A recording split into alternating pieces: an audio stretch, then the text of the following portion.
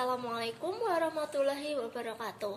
Di video kali ini kita akan belajar mengenai sistem koloid dan jenis-jenisnya. Kalian pasti pernah makan burger kan? Biasanya di antara lapisan daging burger ada sayuran yang terdapat saus mayones. Kalian tahu apa saja bahan untuk membuat saus mayones? Ya, saus mayones terbuat dari campuran minyak dan telur. Dalam kimia, campuran itu ada 3 jenis. Ada larutan, suspensi, dan koloid. Nah, mayones ini merupakan koloid. Selain mayones, ada banyak sekali sistem koloid dalam kehidupan kita. Apakah sistem koloid itu? Apa saja fenomena sistem koloid dalam kehidupan sehari-hari? Yuk, kita lanjutkan pembahasan kali ini. Koloid merupakan jenis campuran heterogen yang terbentuk karena adanya dispersi suatu zat ke dalam zat lain yang dicampurkan. Nah, makanya dalam koloid itu terdapat fase terdispersi dan medium pendispersi. Fase terdispersi adalah zat yang mengalami penyebaran secara merata dalam suatu zat lain, sedangkan zat yang menyebabkan terjadinya penyebaran secara merata disebut medium pendispersi. Nah, kalian perlu tahu ya, pengertian fase di sini berbeda loh dengan wujud. Kenapa? Karena ada zat yang wujudnya sama, tetapi fasenya berbeda. Contohnya santan. Kalau kita lihat lebih jelas, ternyata pada santan terdapat butiran-butiran minyak dalam air. Butiran minyak tersebut mempunyai fase yang berbeda dengan air, walaupun keduanya berwujud cair. Butiran minyak sebagai fase terdispersi, sedangkan air sebagai medium pendispersi.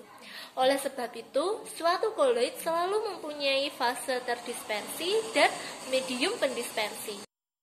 Contoh sistem koloid lainnya yang bisa kita temui di kehidupan sehari-hari antara lain keju, jeli, cat, kosmetik, dan obat-obatan.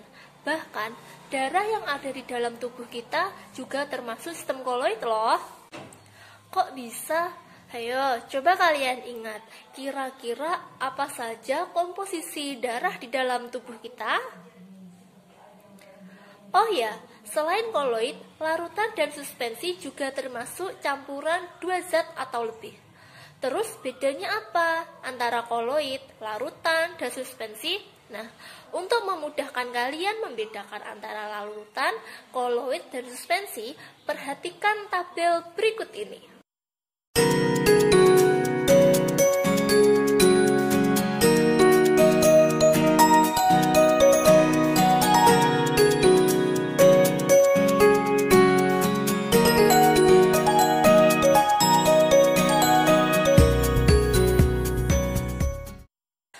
Pada koloid, fase terdispersi dan medium pendispersinya bisa berwujud padat, cair, dan gas. Oleh karena itu, berdasarkan perbedaan antara fase terdispersi dan medium pendispersinya, sistem koloid dibagi menjadi 8, yakni bisa dilihat pada tabel berikut ini.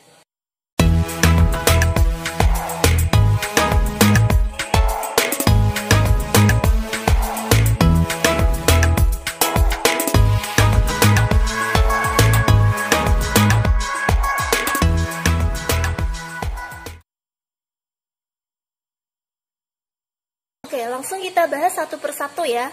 Yang pertama ada sol padat. Sol padat ini memiliki fase terdispersi padat dalam medium pendispersi yang padat juga. Sol padat ini terbentuk karena pengaruh tekanan dan suhu, sehingga menghasilkan padatan yang kokoh dan keras. Contohnya adalah batuan rubi atau batu permata. Batuan rubi ini merupakan padatan kromium yang tersebar dalam padatan aluminium oksida.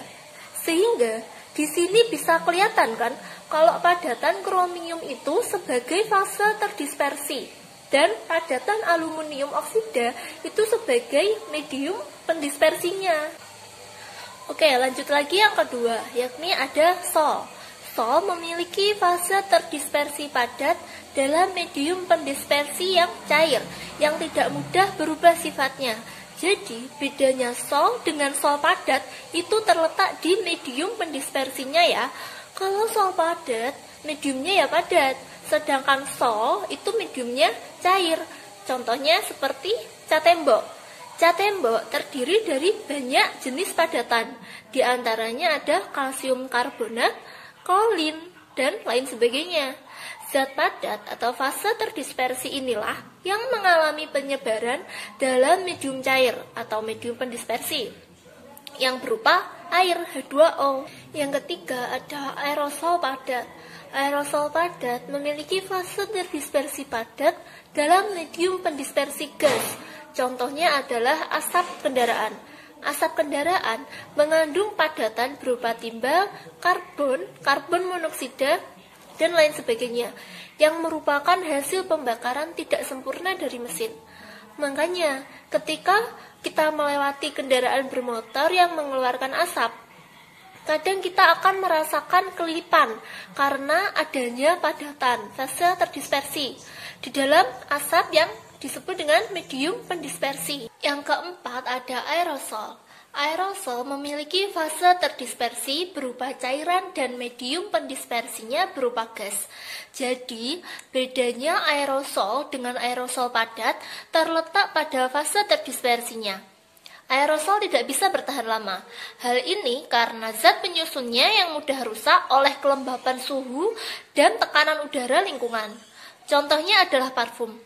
Saat parfum disemprotkan di udara, cairan parfum akan tersebar atau terdispersi di udara yang wujudnya gas sebagai medium pendispersi. Selanjutnya yang kelima ada emulsi padat yang memiliki fase terdispersi berupa cairan dalam medium pendispersi padat. Contohnya adalah agar-agar. Agar-agar terbuat dari air, yakni fase terdispersi yang dicampur dengan medium agar-agar atau medium pendispersi. Pada saat bubuk agar-agar dipanaskan dalam air, serat-serat dari agar-agar akan bergerak bebas. Saat proses pendinginan, serat tersebut akan saling merapat dan memadat.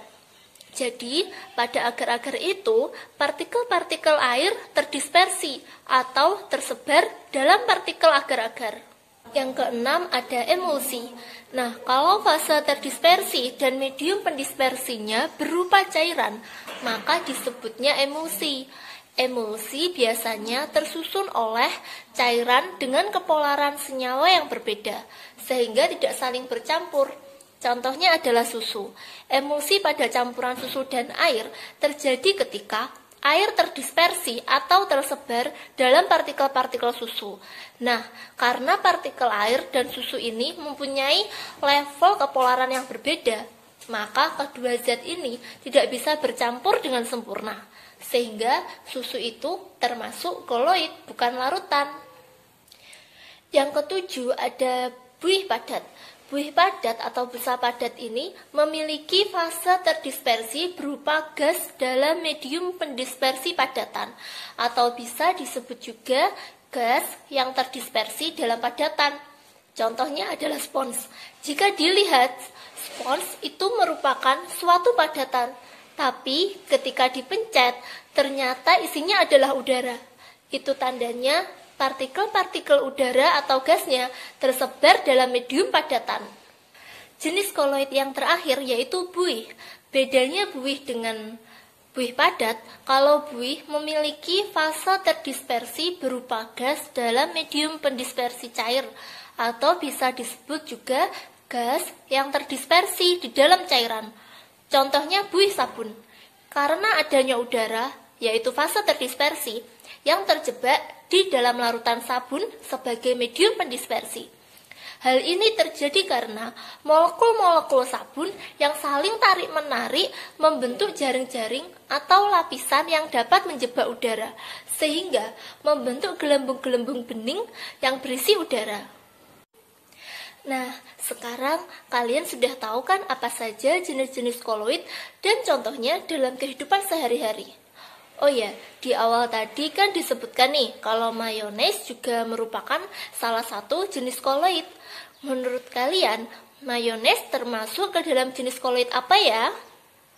Oke, jadi mayones termasuk ke dalam jenis koloid emulsi karena medium pendispersinya adalah cair, yaitu telur, dan fase terdispersinya juga cair, yaitu minyak. Bagaimana? Sudah paham tentang sistem koloid? Materi koloid ini memang asik untuk dipelajari. Apalagi contohnya banyak sekali ditemukan di kehidupan kita sehari-hari. Nah, selain jenis-jenis koloid, masih ada juga sifat dan pembuatan koloid yang bisa kalian pelajari. So, tunggu pembahasan berikutnya di video selanjutnya. Wassalamualaikum warahmatullahi wabarakatuh.